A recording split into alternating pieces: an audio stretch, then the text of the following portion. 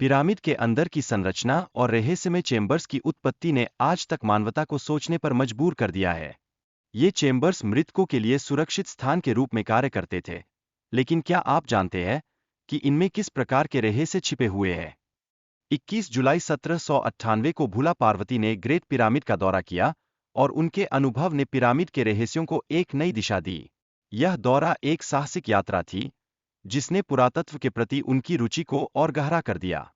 भोला पार्वती के पिरामिड के अंदर के अनुभव ने कई मिथकों और कहानियों को जन्म दिया। उनके द्वारा देखी गई चीजों का रहस्य आज भी अनसुलझा है, क्योंकि उन्होंने इसके बारे में किसी को नहीं बताया। क्या ये चुप्पी कुछ महत्वपूर्ण जानकारी को छिपाए हुए है?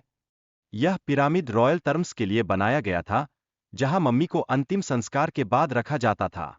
इसे किंग्स चेंबर भी कहा जाता है, एक ऐसा स्थान जहां मृत्यु का सामना करने वाले राजाओं का अंतिम स्थायी ठिकाना था। लेकिन क्या वास्तव में यह सिर्फ एक दफन स्थल था?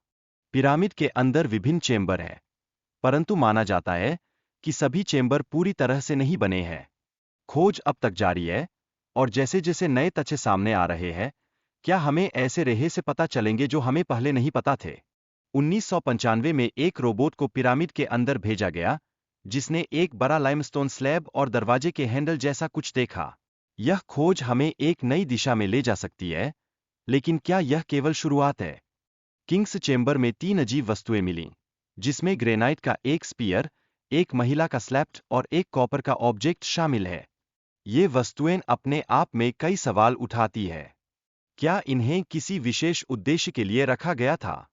इस चेंबर की गहराई और निर्माण में अत्यधिक दबाव का सामना करना पड़ा, जो इसके आसपास की भारी संरचना के कारण था।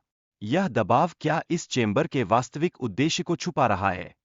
यह एक रहस्य है जो हमें और भी सोचने पर मजबूर करता है। कुछ इतिहासकारों का मानना है कि किंग्स चेंबर को केवल दफनाने के लिए नहीं बनाया गया था, बल्कि इसके पीछे और भी उद्देश्य हो सकते हैं। क्या यह किसी गहरे ज्ञान या शक्ति का स्रोत हो सकता है?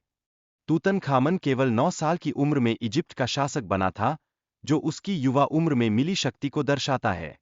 यह कितनी शक्ति और जिम्मेदारी थी, इसको समझना हमारे लिए महत्वपूर्ण है। तूतनखामन की मृत्यु के कारण और उसकी दफन करने की प्रक्रिया ने उसके जीवन और शासन के रहस्यों को और गहरा कर दिया। क्या यह कोई साधारण दुर्घटना थी, या इसके पीछे कुछ और था? इस मकबरे में मिली वस्तुएं जैसे सोने के आभूषण और अन्य खजाने प्राचीन इजिप्ट की कला और कारीगरी को दर्शाते हैं। लेकिन क्या ये खजाने केवल शोभा के लिए थे, या इनके पीछे कोई गहरा संदेश छिपा हुआ है?